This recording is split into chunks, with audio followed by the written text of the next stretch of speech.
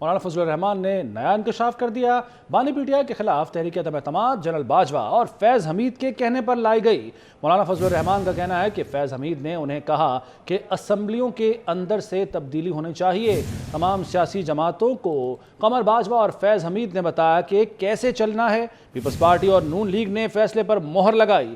انتخابات سے متعلق مولانا فضل الرحمان نے کہا کہ پارلیمنٹ میں تحفظات کے ساتھ جا رہے ہیں، حکومت سازی میں حصہ نہیں لے رہے، احتجاجی سیاست کریں گے، سڑکیں گرمائیں گے۔ تو یہ نیا انکشاف کیا ہے مولانا فضل الرحمان نے۔ تحریک عدم اعتماد کے حوالے سے ان کا یہ کہنا ہے، ان کا یہ انکشاف ہے کہ بانی پی ٹی آئی کے خلاف تحریک عدم اعتماد جنرل باجوہ اور فیض حمید کے کہنے پر لائی گئی۔ تو مولانا فضل الرحمان نے انکشاف کے نجی ٹی وی چینل کو انٹرویو دیتے ہوئے انہوں نے یہ کہا کہ جو عدم اعتماد لائی گئی تھی بانی پی ٹی آئی کے خلاف وہ جنرل باجوہ اور فیض حمید کے کہنے پر لائی گئی تھی، اور وہ بتا رہے ہیں کہ تمام سیاسی جماعتیں موجود تھیں اور پیپلز پارٹی یہ تحریک چلا رہی تھی، جبکہ فیض حمید نے انہیں کہا تھا کہ اسمبلیوں کے اندر سے تبدیلی ہونی چاہیے۔ تمام سیاسی جماعتوں کو قمر باجوہ اور فیض حمید نے ہی بتایا تھا کہ چلنا کیسے ہے، جبکہ پیپلز پارٹی اور نون لیگ نے اس فیصلے پر مہر لگائی۔ یہ کہنا مولانا فضل الرحمان کا، اور ساتھ ہی ساتھ انہوں نے یہ بھی کہا کہ انتخابات میں جو نتائج آئے ہیں اس کے بعد پارلیمنٹ میں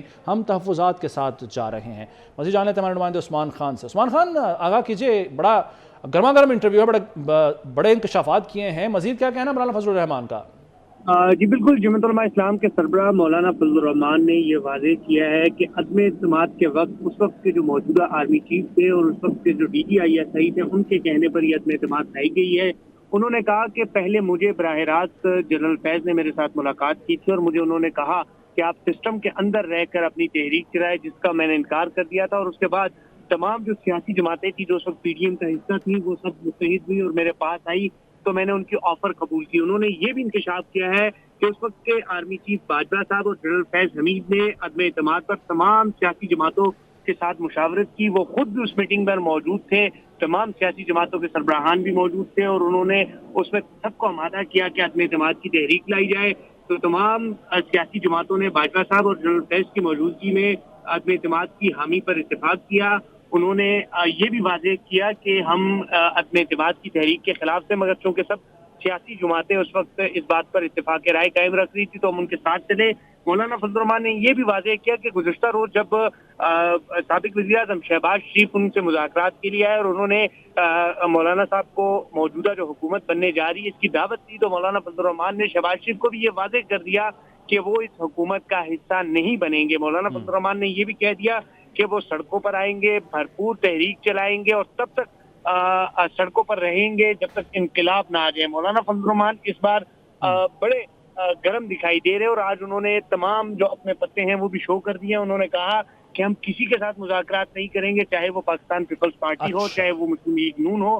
مولانا صاحب نے یہ واضح کیا ہے کہ وہ چونکہ جو حکومت بننے جا رہی ہے انہوں نے یہ بھی واضح کیا کہ یہ حکومت زیادہ دیر چل نہیں سکے گی۔ مولانا فضل الرحمان نے کہا کیونکہ اس وقت ملک میں استحکام موجود نہیں ہے، لہٰذا اس طرح بننے والی حکومت زیادہ دیر نہیں چلے گی اور نہ ہی عوام کے ساتھ کھیلنا چاہیے، نہ ہی عوام کے مینڈیٹ کو چوری کرنا چاہیے۔ مولانا فضل الرحمان نے یہ واضح کیا ہے کہ موجودہ انتخابات جو ہے وہ صاف اور شفاف نہیں ہے، لہٰذا جو حکومت بننے جائے گی وہ بھی سیاسی اور اپنے استحکام والی حکومت نہیں ہوگی۔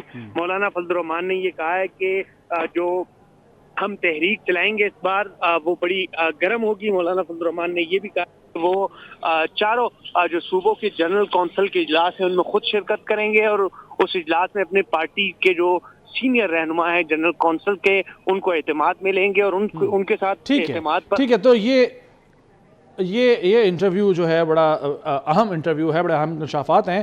نوید چودھری صاحب ہمارے ساتھ موجود سینئر صحافی ہیں، بہت شکریہ نوید چودھری صاحب وقت دینے کے لیے۔ وہ جن پہ تکیہ تھا وہی پتے ہوا دینے لگے ہیں سر، اور یہ بتائیے گا یہ جو انٹرویو ہے یہ تو اہم ہے ہی، جو انکشافات کیے وہ بہت اہم ہیں، لیکن ٹائمنگ بھی بڑی اہمیت رکھتی ہے۔ جس طریقے سے مولانا فضل الرحمان یہ انکشافات کر رہے ہیں اس موقع پر، اس ٹائمنگ کو آپ کس طرح سے دیکھتے ہیں؟ بہت شکریہ۔ دیکھیں، مولانا کی پریس کانفرنس کل کی اور اس کے بعد آج یہ انکشافات یہ یقینی طور پر ٹائمنگ کے حوالے سے بہت اہم ہے، اور یہ لوگوں کی خام خیالی ہے۔ ابھی بھی کچھ لوگ ایسے ہیں پاکستان میں جو سمجھتے ہیں کہ مولانا فضل الرحمان سیاست کے کچھ چھوٹے موٹے کھلاڑی ہیں، وہ بہت سیزنڈ اور دیر سیاستدان ہیں اور ایک ایسی پارٹی کی نمائندگی کرتے ہیں جس کی ہسٹری 250 سال پرانی ہے، बात ये है कि ये जो कुछ उन्होंने बताया है मेरे वैसे इल्म में था। मौलाना का मौक़िफ़ ये रहा है कि आप हुकूमत गिरा दें और उसके बाद जिम्मेदारों पे छोड़ दें ताकि किसी आबरूमंदाना डील की तरफ बढ़ सकें हम, बजाय इसके कि अदम इत्मीनान करें और उसके बाद हुकूमत संभालें और एक नए अज़ाब में फंस जाएं। लेकिन उनकी बात किसी ने नहीं सुनी।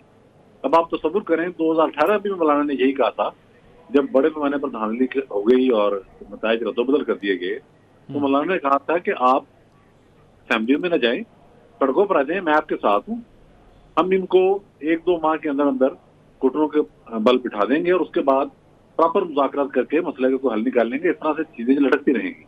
लेकिन उस वक्त भी किसी ने परवाह नहीं की और भाग के सारे असेंबली में चले गए। तो मामला ये है कि अब जो कुछ मौलाना के साथ हुआ है वो सरेआम हुआ है, छुपाया नहीं जा सकता। उन्हें कंपेन नहीं चलाने दी गई, यानी कि JUI के मरकजी लीडरों पर कातलाना हमले, खुदकुश हमले, बाजोड़ में जो कुछ हुआ पाकिस्तान के टेररिज्म की बड़ी वारदातों में से वो एक वारदात है, तो उन्हें तो कंपेन नहीं चलाने दी गई। तो फिर वो तंग आमद बजाक आमद के मज़दाक उन्होंने अब बताना शुरू कर दिया। एक तो तहरीक का ऐलान किया, साथ उन्होंने ये भी बताया कि जनरल बाजवा और फिर जो फैज हमीद हैं, धारा ये बड़ा इंकशाफ है।